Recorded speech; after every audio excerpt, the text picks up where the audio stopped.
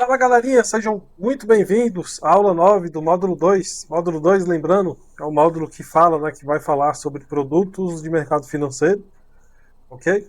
E na aula 9, na aula de hoje, de módulo 2, nós vamos falar mais especificamente sobre oferta pública e ações. Tudo bem? Então, vem comigo para este desenho aqui que eu acabei de fazer para vocês, aqui da empresa McDonald's, que é o seguinte.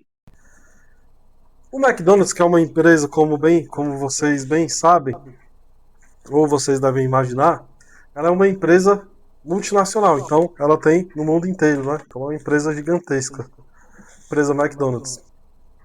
E aí, a empresa McDonald's, suponha que ela esteja num cenário que ela esteja necessitando de captação, então ela precisa captar novos recursos para continuar, né, com o seu projeto de expansão, de continuar abrindo novas unidades e com isso continuar, obviamente, crescendo, né? Pois bem, então, a empresa McDonald's ela tem duas opções para fazer captação de recursos. Ela tem por meio de capital de terceiros, que é quando ela emite uma dívida por meio do que a gente chama, por exemplo, aqui de uma debenture, que é um título privado de renda fixa, né?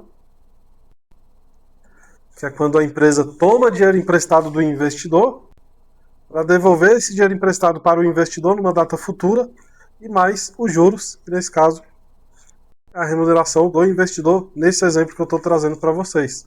Tá? Então, quando o McDonald's ele emite debenture, né, ele automaticamente está emitindo dívida, né? Por quê? Porque ele está tomando emprestado para devolver esse dinheiro emprestado e mais um acrescido de uns juros para esse investidor, por exemplo, colocar dinheiro no caixa do McDonald's. Para o McDonald's, com isso, tirar projetos do papel e executar, para que com isso o McDonald's possa crescer mais e mais. É mais ou menos assim que funciona, tá? Agora, já quando o McDonald's ele necessita fazer captação de recursos, ele faz isso por meio de capital próprio, o que ele vai fazer? Ele vai emitir ações. Ok? Ele vai emitir ações. E aí, por que ela emite ações e por que ela faz isso com capital próprio? Ora, vamos supor que McDonald's ela é desse tamanho aqui, tá? Esse pedaço aqui, que é a menor fatia da empresa, ele está fracionado. E nesse pedacinho aqui, que é o pedaço menor, a fatia menor da empresa, ele está fracionado em vários pedacinhos. Esses vários pedacinhos é o que nós chamamos de ações. E essa parte aqui da empresa é a parte que a gente chama, né, da empresa de capital aberto. No qual eu, que estou gravando esse vídeo, você que está assistindo, pode, por exemplo, se tornar sócio do McDonald's comprando, por exemplo, um pedacinho fracionado desse daqui. Tá bom? E aí o que acontece? Quando o McDonald's ele quer aumentar o seu caixa, ele quer captar mais recursos, né? Considerando que o McDonald's ele já é uma empresa de capital aberto, né? Então ela já fez o seu primeiro IPO, ela já tem ali os seus sócios minoritários, que são nesse caso os donos das ações, os acionistas, né? E aí ela quer captar novos recursos. Então ela quer fazer isso por meio de capital próprio. Então o que ela faz? Ela emite mais ações, tudo bem? E aí ela vai pegar um outro pedaço aqui, ó, da empresa, ok? Vai pegar um outro pedaço aqui, ó, e vai fracionar esse novo pedaço, ok? Vai fracionar esse novo pedaço. Esse novo pedaço, ela vai fazer o quê? Ela vai transformar esse pedaço. Na verdade, vai transformar não. Na verdade, ela vai pegar esse pedaço, vai fracionar, igual eu acabei de fazer para vocês, e vai transformar essas frações, essas pequenas frações, pequenos pedacinhos, em novas ações para distribuir para novos investidores e com isso captar novos recursos de novos investidores, tá? Beleza? Então, é mais ou menos assim que funciona, tá? E, enfim, Então, vamos para o próximo. E aqui, gente, só antes da gente encerrar essa parte aqui, quando a empresa McDonald's ela decide emitir novas ações, ou seja, pegando um novo pedaço ali da empresa que ainda não foi negociado para novos investidores, né? E aí pega esse pedaço, fraciona em pedacinhos, que é o que a gente chama de ações, e distribui para esses novos investidores. Ela faz isso com capital próprio, porque esse pedaço aqui, lembrando, que eu acabei de fazer, é da própria empresa McDonald's. Ela distribui essas ações para novos investidores. Os novos investidores se tornam donos desse novo pedaço, que foi aqui comercializado, ok? E nesse contexto aqui de baixo, quando a empresa McDonald's faz isso e o investidor ele decide comprar esse pedacinho da empresa, né? Aí nesse caso o McDonald's não está emitindo uma dívida, tá? Está, na verdade, emitindo ações para trazer novos sócios. E esses novos sócios trazem novos recursos, que é exatamente o que a empresa necessita para continuar os projetos e com isso continuar crescendo cada vez mais. Para tirar esses projetos do papel, executar, fazer a empresa crescer cada vez mais. E aí, quando a empresa faz isso e emite ações, diferente da renda fixa, que é quando ela emite debenture para tomar dinheiro emprestado, aqui ela está trazendo novos sócios. Logo, a empresa não deve para esses sócios. Na verdade, quando o investidor compra uma ação e se torna sócio da empresa, ele se torna dono de um pedaço do negócio. Logo, a empresa não tem dívida com esse investidor. Ok? Esse investidor, na verdade, se tornou dono de um pedaço dessa empresa. Então, qual que é o ganho do investidor nesse contexto? O ganho do investidor é a participação nos lucros. São os chamados, por exemplo, nesse caso, os dividendos. Tá? Então, enquanto que aqui em cima, né,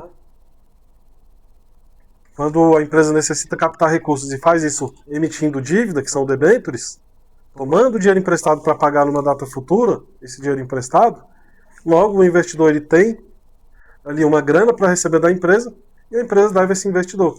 E nas ações não. Nas ações, quando a empresa emite novas ações, ela quer trazer novos sócios, os novos sócios trazem novos recursos para a empresa, que é o que a empresa tem como objetivo, né, captar recursos, e aí ambos se tornam sócios. E aí, quando o investidor toma a decisão de investir por meio de renda variável, que é comprando ações, ele está se tornando sócio do negócio. Logo, o ganho dele não está em receber o dinheiro de volta e mais os juros, como é o caso da renda fixa, como é o caso da debênture. Ele se torna sócio, ele é dono de um pedaço do negócio. E o ganho dele está no lucro da empresa, ou seja, nos dividendos, né? Quando ele toma a decisão, por exemplo, de vender as ações, ele pode ter um ganho de capital, comprou por R$20, vende por R$50. Ele teve aí um ganho de capital. Enfim, e nas ações ele se torna sócio. Ele não está emprestando dinheiro, ele está comprando um pedaço do negócio para ter uma participação ali de lucro, tá bom? Espero que essa parte tenha... Ops! Saiu aqui, vamos lá. Saiu.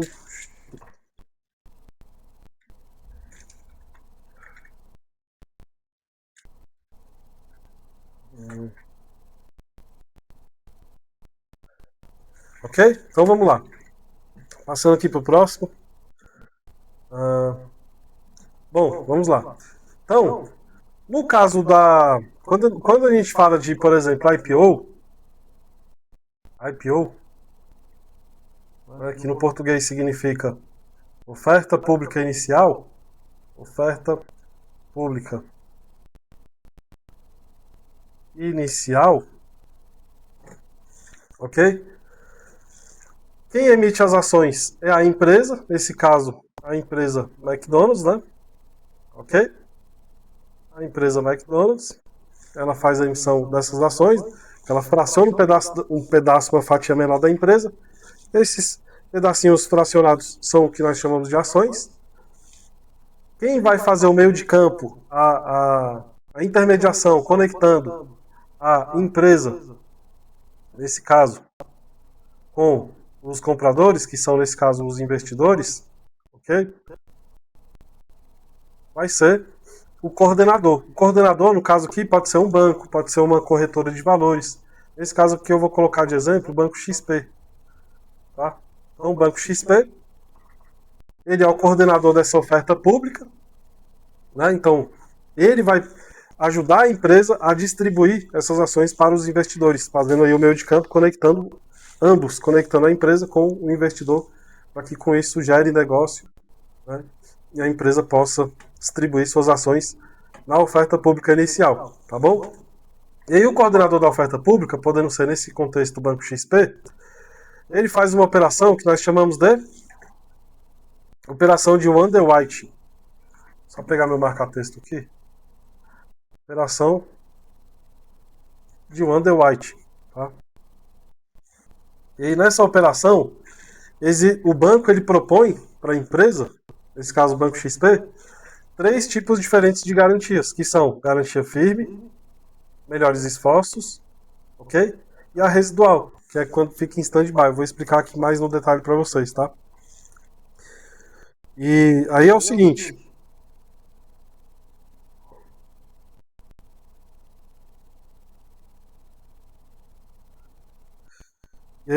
Vamos lá. Como é que funciona? Garantia firme. Como é que funciona a garantia firme? A garantia firme, ok? O banco coordenador, nesse caso o Banco XP de Investimentos, ele garante que toda a oferta vai ser vendida. Ele garante, vou colocar aqui a caneta. Ele garante, né? Ele se compromete a vender todas as ações. Todas as ações. Ok? E aí, o que o mercado não comprar, o próprio Banco XP compra. Ok? O próprio Banco XP compra. Então ali, ó, por exemplo, na garantia firme, vamos supor que o Banco XP pegou ali 300 ações do McDonald's, da empresa McDonald's, né, nessa oferta pública inicial, e falou bem assim para o McDonald's, eu vou fazer uma operação de underwriting aqui, te propondo uma garantia firme, e é o seguinte, se eu vender, por exemplo, 200 ações das 300 que você está me dando para eu distribuir para os investidores, ok? O que sobrar, né, se eu vender 200 e sobrar 100, essas 100 eu, Banco XP, vou comprar. Garantindo para você que eu vou comercializar, distribuir todas essas 300 ações. Então, nota-se que a garantia firme ela é a garantia mais forte nessa operação de underwriting que o Banco XP, nesse contexto, sendo o coordenador da oferta pública, pode propor para o emissor dessas ações que são, nesse caso aqui, por exemplo, o McDonald's. Tá bom? Já nos melhores esforços, é o seguinte, o nome já diz, melhores esforços. Eu Banco XP, vou me esforçar ao máximo, ok? Só que eu vou dar o meu sangue, eu vou dar o meu melhor para vender essas 300 ações. Tá? Mas, se dessas 300 eu der o sangue, der tudo de mim, eu vender 250 de 300, essas 50 ações, né, as que sobrarem, nesse caso, fica com a empresa emissora. Nesse caso é o McDonald's. Então, logo, o risco aqui de não comercializar 100% das 300, ela acaba sendo da empresa emissora. Quando a gente fala de operação de underwrite, garantia melhores esforços. Eu, Banco XP, vou me esforçar ao máximo, eu vou dar o sangue, eu vou dar tudo de mim para vender as 300. Mas, se eu vender 250, as 50 que sobrarem é de responsabilidade da empresa emissora. Logo, o risco, né, de não conseguir concluir 100% da venda é da empresa emissora, nesse caso do McDonald's. Tudo bem? E já na residual, né, também conhecido como stand-by, é o seguinte, o banco vai tentar vender normalmente, né, tenta vender normalmente, ok? Mas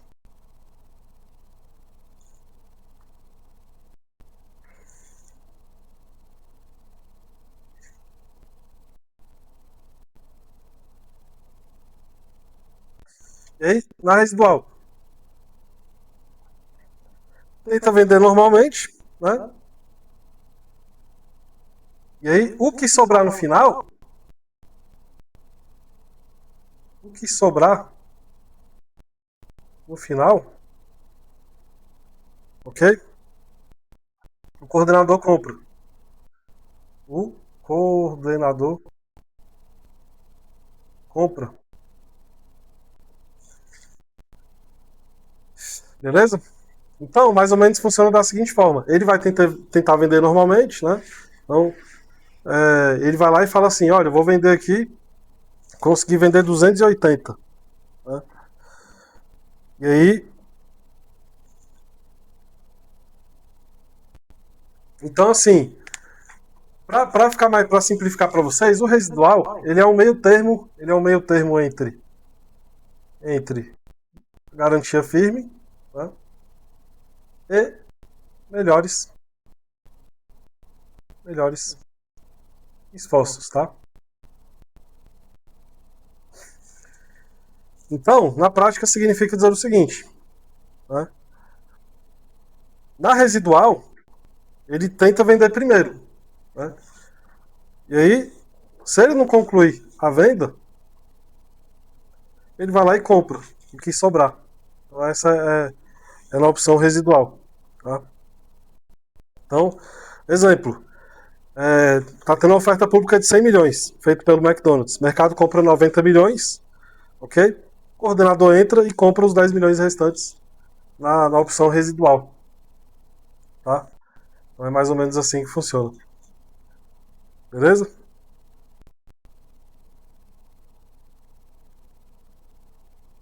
Então vamos lá.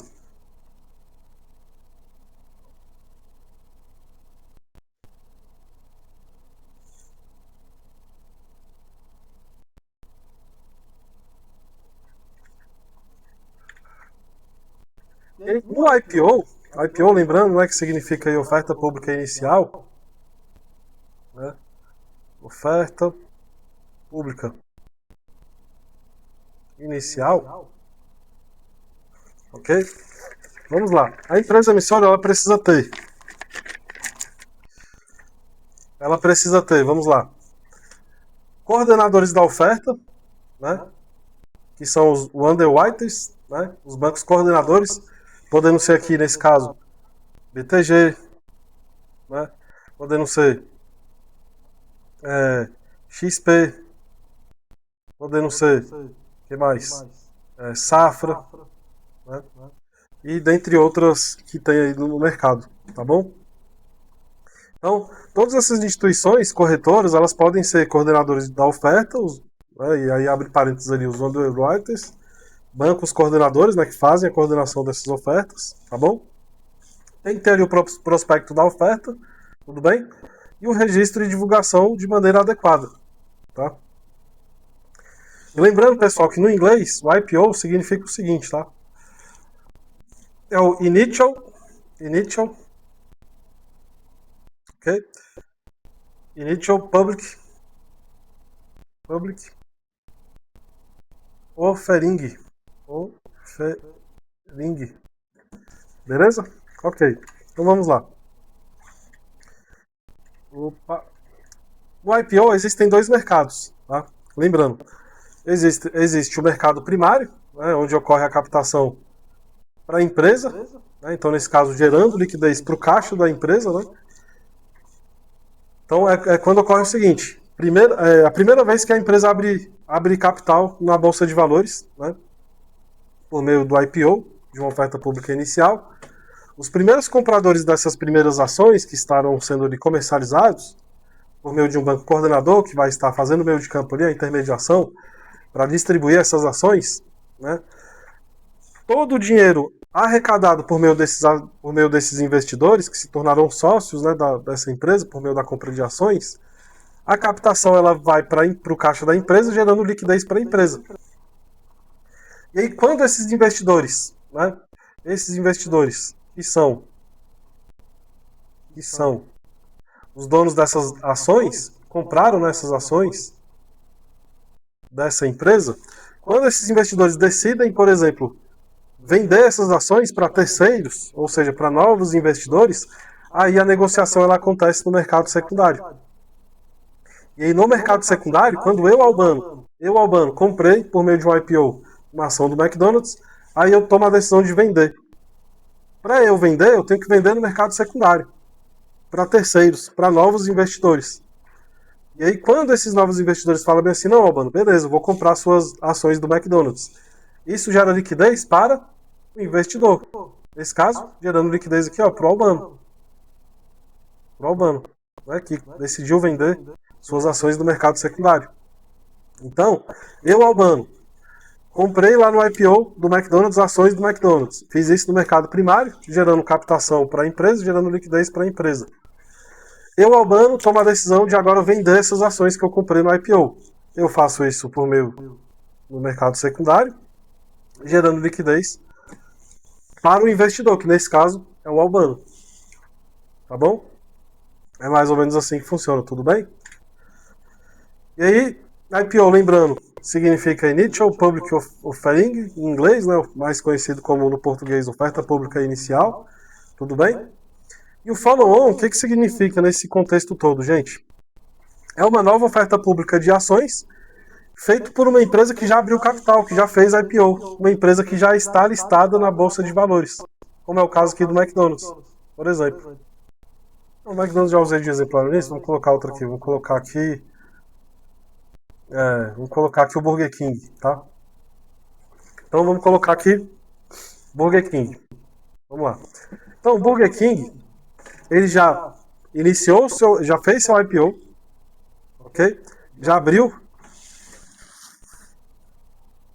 capital no mercado e agora ele quer captar novos recursos por meio de um novo IPO, sendo que ele já fez um IPO anteriormente, né?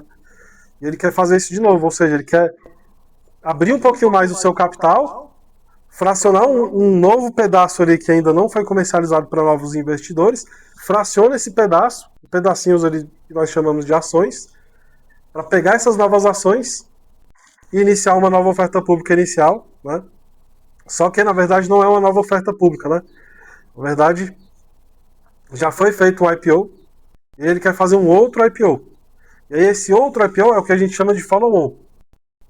É quando a empresa já fez o IPO anteriormente, a empresa já é listada na Bolsa de Valores, ou seja, já é uma empresa de capital aberto, mas, lembrando, ela quer, portanto, pegar um novo pedaço da empresa. Vou pegar aqui o exemplo aqui, ó, vou fazer o desenho, tá, gente? Seguinte. Aqui é o pedaço que ela já distribuiu de ações por meio da sua primeira oferta pública inicial. Então aqui ela já vendeu ações, pegando aqui um pedaço da empresa, tá bom? Ela fracionou em pedacinhos do que nós chamamos de ações e vendeu para novos investidores, para esses novos investidores colocarem dinheiro no caixa dessa empresa, gerando liquidez para a empresa, né, no mercado primário, ok? E aí, beleza. Então a empresa ela já é listada na Bolsa de Valores, já está listada na Bolsa, na B3. Por quê? Porque já é uma empresa de capital aberto. No entanto, ela quer pegar um novo pedaço aqui, ó, que ainda não foi distribuído, que ainda não foi comercializado. Vou pegar esse pedaço aqui, ó. Ela quer pegar esse novo pedaço, quer fracionar também esse pedaço, tá bom? E aí esse novo pedaço aqui, ela vai fracionar em pedacinhos para transformar em novas ações. Ela pega essas novas ações, vou até pegar aqui o marca-texto. Vamos lá. Ela pega essas novas ações, vou colocar aqui de verde. Ela vai pegar aqui essas novas ações, ó, ok? E vai fazer o que nós chamamos de... Ela vai fazer o follow-on. Follow-on. Que é o quê? É uma nova oferta pública de ações, ok? Uma nova oferta pública de ações feito por uma empresa que já abriu capital. Ela já abriu capital capital dela está aqui, ó. Esse pedação aqui, ó. Eu já abri o capital aqui. Esse novo pedaço aqui, né, são novas ações que a empresa pegou aqui do novo pedaço que ela já possui para distribuir para novos investidores e com isso captar novos recursos para tirar novos projetos do papel. Executar e com isso, obviamente, né, fazer um projeto de expansão e tal para fazer o negócio se tornar, para crescer a empresa, né, para abrir novas unidades de franquias, né, e fazer o negócio se tornar maior, né, crescer ainda mais a empresa. E ela faz isso captando recursos de investidores, fazendo esse IPO, que nesse caso é o follow-on, né, que é uma nova oferta pública de ações por uma empresa que já está listada na B3, que já abriu capital, que já fez a IPO. Tá bom? E aí ela ainda continua com esse pedação aqui, ó, que é a maior fatia da empresa. Porque lembrando, oferta pública inicial, follow-on, a empresa tem que fracionar esse pedacinho da empresa, mas a empresa continua sendo controladora do negócio, ela continua tendo um pedaço, a fatia maior da empresa. Vou colocar aqui, por exemplo, 60%. 60% aqui, ó, ainda está sob controle da empresa. Ainda a empresa, né, a própria empresa Burger King, ela continua sendo detentora da maior fatia do total dessa empresa. Tá? Então é mais ou menos assim que funciona. Beleza? Não sei se está ficando claro aí para vocês. Tudo bem? Beleza. E aí o bulk build, né, que é o processo de coleta de intenções de compra, né, dos investidores para ajudar a definir o preço, né, de uma oferta de ações. E aí abre parênteses aqui, podendo ser um IPO ou um follow-on. Né? IPO, lembrando, é a oferta pública inicial, é quando a empresa vai abrir capital pela primeira vez no mercado, na Bolsa de Valores, perdão, gerando, nesse caso, liquidez para a empresa, né, dado que isso é negociado no mercado primário, por meio de um banco coordenador, que vai fazer lá o processo de underwriting, vai oferecer lá as opções de garantia para a empresa, né, enfim. E o follow-on é quando a empresa já fez o IPO e ela quer fazer um novo IPO, um segundo ou um terceiro IPO, abrindo um novo capital, um novo pedaço da empresa para com isso captar novos recursos de investidores, trazer esses investidores para se tornar novos sócios desta empresa. Tá? E aí quando os investidores decidem vender as ações que elas compraram, elas fazem isso no mercado secundário, gerando liquidez, nesse caso, para o investidor. Tá bom? E aí, beleza. Então lembrando, é o processo de coleta de intenções de compra, né, dos investidores para ajudar a definir o preço de uma oferta de ações, né, podendo ser um IPO ou follow-on, ok? O objetivo direto, evitar precificar muito caro ou muito barato. Né? Então, encontrar um preço mais próximo, né, do equilíbrio entre oferta e demanda. Para que com isso busque equilibrar ali preço e oferta. Preço e demanda, né? Perdão. E ficar com isso um valor justo, né, para todos. Mais ou menos assim que funciona aqui no processo de book build, tudo bem? E aí, vamos lá. E uma observação. Em ofertas novas, no IPO, aqui, os tipos de ações, né, perdão, nós temos dois tipos, tá? Nós temos aqui as ações ON e as ações PN. As ações ON são as ordinárias, as ações PN são as preferenciais, tudo bem? Nas ações ordinárias, em ofertas novas, IPO, por exemplo, o mínimo que deve ser emitido são de 50% de ações ordinárias. Tá bom? Essas ações ordinárias, lembrando, elas têm direito a voto e controle da companhia. Tá bom? Já nas preferenciais, se a companhia deixar de pagar os dividendos por até 3 exercícios consecutivos, ok?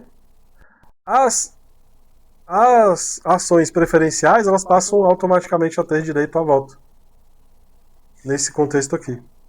Tá bom? Mas as ações preferenciais, inicialmente falando, né, elas não têm direito a voto, porém, elas têm preferência no recebimento de dividendos. Tá bom? Então, inicialmente falando, eu compro lá no ano 1. No ano 1, eu tenho que estar ciente que as preferenciais não me dão direito a voto, não me dão direito ao controle da companhia, mas eu tenho direito na preferência ali, eu tenho preferência, né, no recebimento de dividendos. E aí tem essa ressalva, essa observação, né, que se a companhia deixar de pagar os dividendos por até 3 exercícios consecutivos, tá? As preferenciais passam, nesse contexto, a ter direito a voto. Tá bom? Beleza. E aí, a OPA, ela é o contrário de IPO. Né? Ela é o inverso do IPO. Enquanto que no IPO a empresa abre capital para captar novos recursos, para trazer novos investidores e novos sócios, na OPA, que é a oferta pública de aquisição, é o contrário de IPO. É quando a empresa decide fechar capital. Então eu vou trazer um exemplo aqui por desenho aqui para vocês, tá? É o seguinte, veja bem. Vamos lá. Vamos supor que tá aqui o McDonald's, tá? McDonald's, ok? Vamos lá. Aqui no McDonald's, suponha que ela abriu o capital aqui ó, em torno de 30%. Então aqui ela fracionou, né, em pedacinhos, transformando no que nós chamamos de ações, distribuiu essas ações para novos investidores, beleza? E aqui representa 30%, né, do total da empresa. Então esses 30% aqui, os detentores, né, de 30% de um terço ali praticamente da empresa, elas são de investidores. Tá? Investidores, beleza? E aí o que acontece? Suponha que esses 30% do McDonald's esteja valendo aqui na casa dos 30 bilhões, beleza? O McDonald's ele pega e fala o seguinte: cara, eu não quero mais esses sócios comigo, ok? Eu quero comprar de volta os 30% da minha empresa que eu vendi para esses investidores. Foi quando eu decidi fazer lá o IPO, né, que é a oferta pública inicial, para trazer esses investidores. Só que, agora, eu não quero mais esses investidores. Eu quero comprar de volta as ações que eu vendi para esses investidores, ok? E quero fechar o meu capital. Então, eu, McDonald's, eu quero que somente eu, McDonald's, seja dono da empresa McDonald's. Eu não quero mais sócios comigo. Então, ou seja, em outras palavras, o McDonald's ele não quer mais esses sócios aqui com ela. Ele quer comprar essa parte aqui dos investidores e se tornar dona dessa fatia aqui também. O que o McDonald's faz? Ela faz o OPA para fechar o capital, para comprar essas ações de volta desses investidores. Tudo bem? E aí, quando ela faz isso, ela passa a se tornar dona também desse pedaço aqui, ó, fechando o capital. E aí os investidores deixam de existir, né, porque ela comprou de volta esse pedaço, né?